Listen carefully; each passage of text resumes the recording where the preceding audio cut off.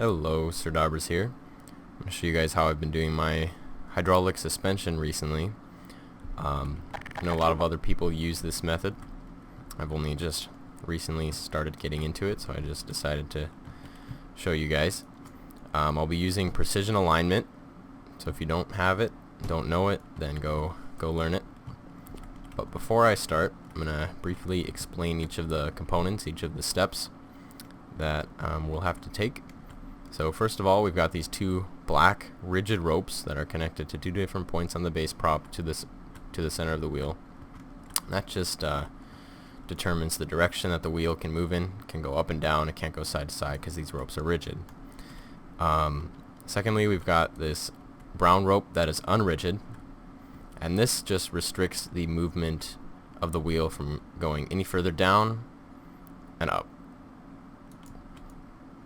Lastly, we've got this hydraulic, which will act as the suspension and shock absorber that is connected to a point above the wheel that's anchored to the base prop. So let's begin. Take out your precision tool. I've already got everything set up here. My wheel's where I want them to be. Take out your precision tool. Gonna do point mass center, and we're gonna select point 1 on the first wheel, point 2 on the second wheel, and 3 and 4 on the base prop. Now for the other side, we're going to do essentially the same thing. 5 and 6 to each of the wheels, 7 and 8 to the base prop. Now we're going to move each of those base points relative to the wheels. So right click any wheel and go to the points that correspond to that wheel. So we're going to be moving points 3 and 4. Press R using precision alignment, by the way, and then go to points. We're going to move point 3 relative to the entity we just selected. I'm going to set X to 0 because that's this axis, along this axis here, and click set. And you'll see that brings it to, that lines it up with this wheel at a certain height above the wheel, since we didn't change the Z value. I'm comfortable with that Z value. But we don't want it exactly in the center. I'm going to do -10 and then set 4 to 10. And that creates the 2 points. Now I'm going to do the same thing for this side. Right click one of the wheels here.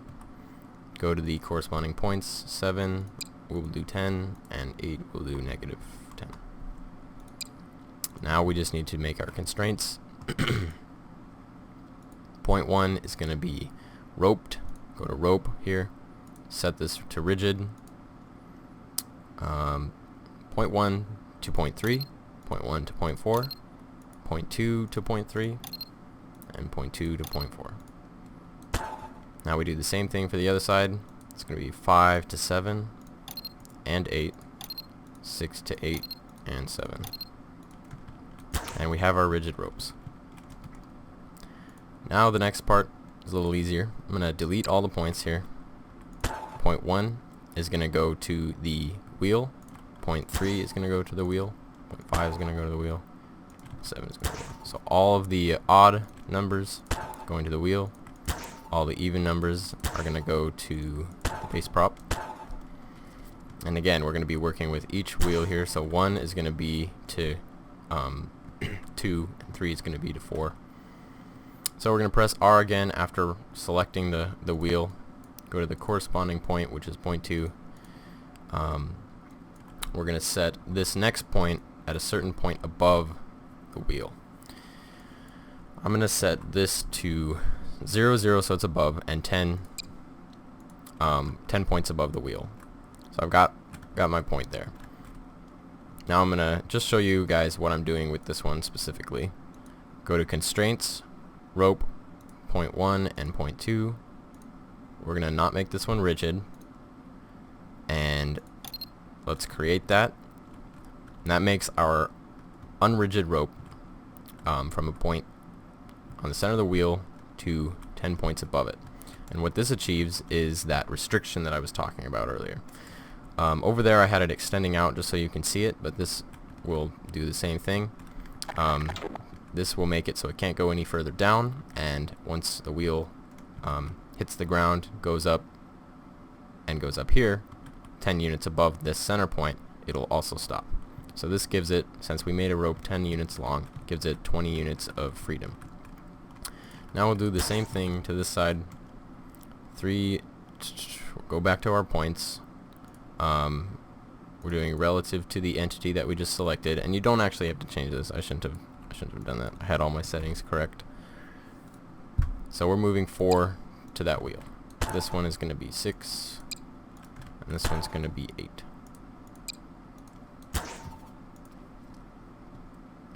And now we just set all these guys up. 3 to 4, 5 to 6, 7 to 8.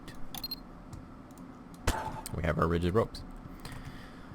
And the last part, the hydraulic, is a little more complicated. We're going to go to wire hydraulic, and we want to make all our controllers. It does not matter where you originally click to make the hydraulics. We simply just need the controllers for later. So after you've made all the controllers, just press R with the hydraulic tool to get rid of all those hydraulics. I'll go back to our precision alignment tool, and we're going to move the points that we already used for our rope to a point a little higher, maybe 40 units above that point that we originally set. So first we're going to do this one. 2, I'm going to move up there. 4, I'm going to move there. And just keep going.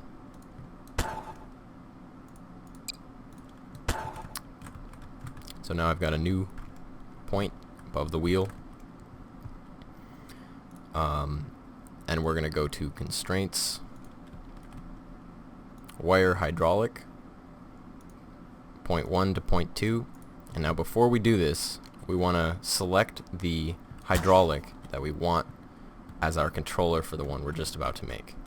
So first I've selected this hydraulic, point 1, point 2, wire hydraulic, create constraint.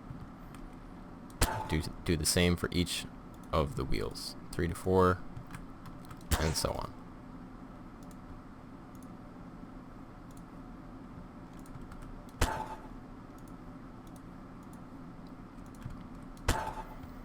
And we've got our hydraulics. So now we've got to make a chip here that has 2 variables, just constant variables, constant and damping, which are the 2 variables that the wire hydraulic uses. So I'm just going to wire each one up here. Right now I have constant set to 99,000 and damping set to 4,000. And what constant does is it's the strength of the hydraulic. Damping, however, is the resistance to quick movement, resistance to movement of the hydraulic. So the lower your damping, the more springy your car will be. Higher, however, will act more like a shock absorber, and it's a little more rigid. The hydraulic will have more resistance to movement, quick movement. So let me ball socket these really quick so they don't flop around, and show you guys what this has done.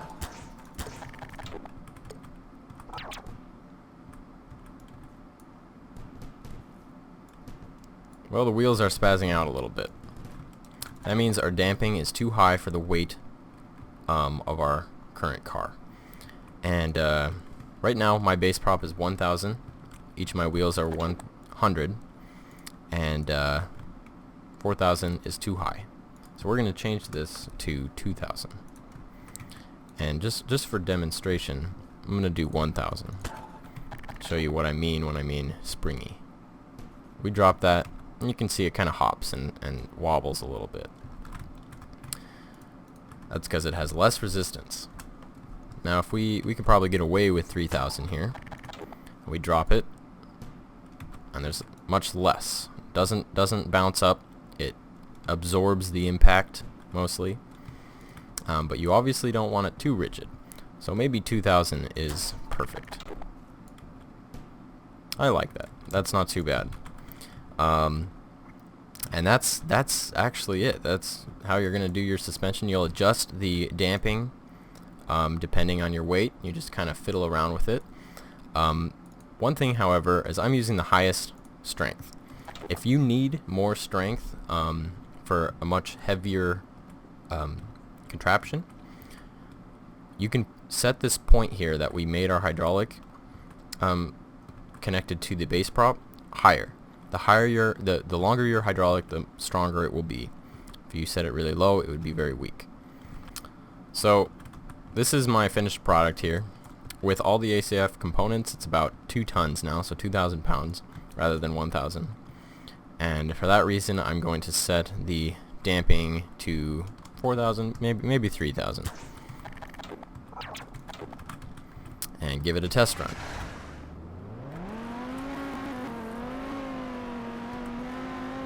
So you can see the suspension at work right off the bat, and adjusting for the hills and small bumps here and there. And another thing is, the reason I like to use heavier weighted props, ooh, that was crazy, is because the heavier your props are, the more inertia they'll have, the more resistance to movement they'll have, and so you'll more or less, glide through things a little easier. So that, in combination with the suspension, makes for a pretty pleasant drive, I think. One thing, however, is when taking this into account, is going over these small bumps there. If you have higher damping, you'll have more resistance to these quick movements, and you might pop up. So that's another reason why you want to use you want to find a good level of damping. But anyway, that's it. Hope you guys learned something, and like I said, I've only kind of recently been doing this, so if you know something that I don't, let me know in the comments. Otherwise, have fun.